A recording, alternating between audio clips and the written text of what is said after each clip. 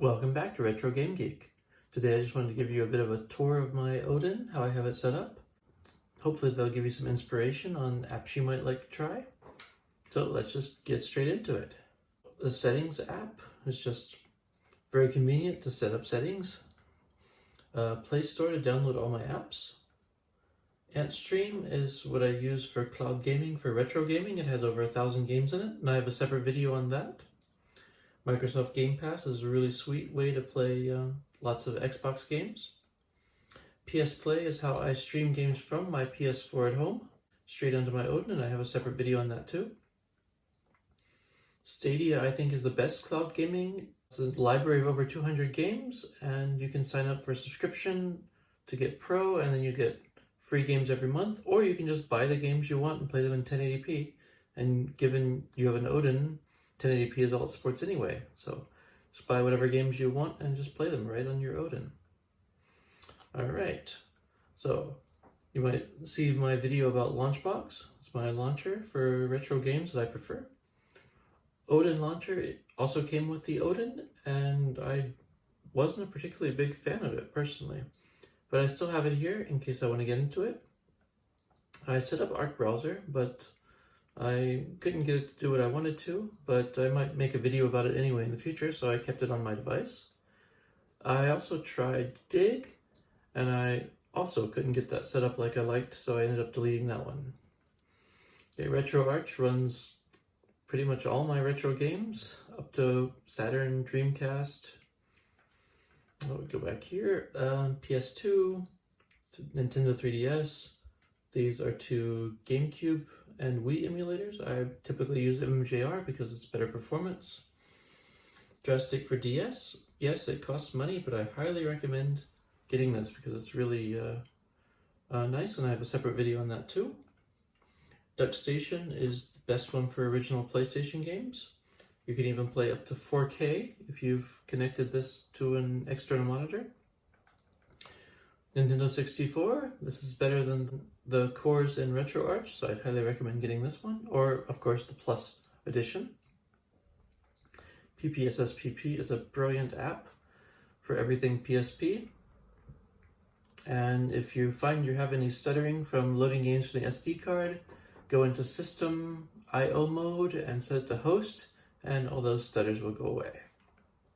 So, Redream is nice for Dreamcast, although when I load games from Launchbox, I load them with the Flycast core from RetroArch. Yabo-san Shiro 2 I haven't had much luck with. I've used the core of RetroArch, and that works great for me. But I have the app anyway, in case I ever want it. Alright, next screen. Here are all my Android games that aren't racing games. I haven't actually played a lot of these yet. I just got them, so when I'm bored and want to try something new, they're there. So it's a platformer. Well, Contra, I imagine you know of. Jetpack Joyride was one of the earlier endless runners on iOS that I liked a lot, so I grabbed it here. And when I just want to play something real quick, not think too much, I'll sometimes boot up Jetpack. Love I just got today. It's an indie platformer. It looks pretty cool. Mega Man X. I didn't get into this because I didn't want to create an account, but I've heard really good things about it. So Rayman Adventures is another platformer. Retro City Rampage is a brilliant game. It's a parody of everything retro, and I can highly recommend it. And I've played it before on my PS4 via PS Now. I streamed with the PS3 edition. Yeah, it's confusing. But then I was like, you know, I pay a few euros here and I can play it anywhere on my Odin, so that's pretty sweet. The Android game I'm coming back to the most has been Rocket League Sideswipe. It's just so nice to sit there and have a 2D Rocket League session. It's just nice, quick 2-minute games. And I tried with PS Play playing Rocket League in 3D, though, from my PS4, and it just felt a bit too complex for handheld, so I decided, I'll just play Sideswipe on my Odin. That's fine. So Snuggle Puggle is a lot like Peggle. You aim from the top like pachinko and try to knock out the pegs. That's pretty cool. I actually found this by going to the Ouya developers Discord and asked if anyone was making Ouya games that worked on Odin, and someone said they make their games so they work on modern Android as well as Ouya. So I was like, oh, cool. So I just went followed the link and downloaded it, and it's pretty fun. So we got Sonic 1, 2, and CD. These are modern remixes, and they're nice widescreen games. I highly recommend. Note they're free and have a lot of ads in them, but you can turn the ads off for like €2 or €3. So whenever if I get into one of these games, I'll probably just pay for it and turn off the ads. It's pretty cool how Sega keeps bringing their old games to modern systems, and I really appreciate that. Also, of course, with controller support, which is also very nice. Super Glitch is a rhythm game. I thought it was okay. I couldn't get into it too much, but I'm still giving it a shot. All right, let's go. These are my racing games.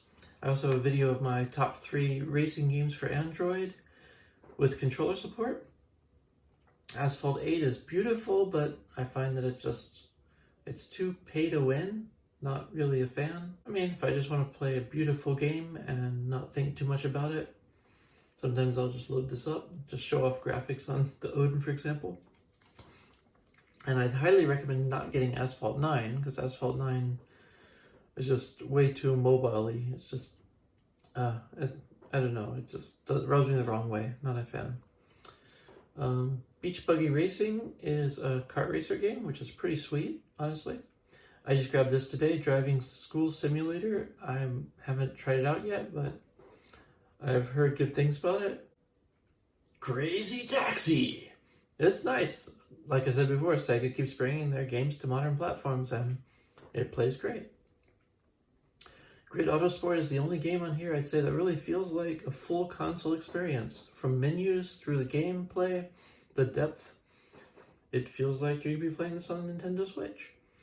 And I think it's even better than the Switch because you've got analog triggers on the Odin. So I highly recommend it. Horizon Chase is my favorite racing game. So spoiler for my other video. But it's just this beautiful, like a modern rendition of, say, Top Gear or Lotus 3 The Ultimate Challenge, if you played that on DOS. And it's just beautiful, nice, easygoing 3D racing, like arcade style. Real racing also felt a bit pay to win. I wasn't really a big fan. I might try it again later. So Discord, that's where I hang out with my peeps on Odin General and Taki server. NHL is, well, where I watch hockey, but I haven't actually watched hockey on my Odin, but I was like, I have a subscription, I might as well put it on here. Reddit, great place to discuss, r/Odin handheld. Sonos is where I can control my home wireless speakers. Spotify, listen to music. You can also listen to music while you game. Telegram is my messenger of choice. Twitch, you can just sit on the couch and watch live streams. And YouTube, I think you know what YouTube is since you're watching me on it now. 7-zipper I have, so I can easily unzip the .7z files I get online. So I haven't actually used the Amazon App Store yet, but it's nice to know I have an alternative to Google Play. Button Mapper I've also not really used, but I've been trying to get the Stadia button to work on my Odin, and I unlocked the premium edition today, and hopefully I will get that set up later. But when I found that I have to like set up ADB from an external computer to try to get the button mapper for the key code, just like, no, I'm tired today. I'm not going to do this. I'm going to shoot videos for you guys instead. I think you know Google Chrome that came with my Odin, and I have the clock app that came with my Odin and another clock app. Don't remember why I got a second clock app, but there it is. Files came with my Odin. It's just a bare bones file browser. Firefox I still haven't used, but I figured it's always good to have an alternative browser on your devices. Galleries, where I grab, usually that's what I use to grab my video captures or my screen captures if I need to send those to someone. Network browser is how I access my Emulate box.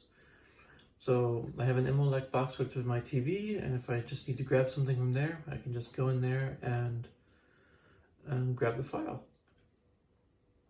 So Google Sheets, that's how I access the compatibility guide for the Odin, which I highly recommend. It's a community-driven list of games from other Odin owners of what tweaks they've used to get games to run. Speed test is just to get me to check my Wi-Fi network and the current speed I have. Explore is amazing. It's a file manager that always shows your files in 2 columns, so it's super easy to transfer files back and forth. I found it works great with the touchscreen.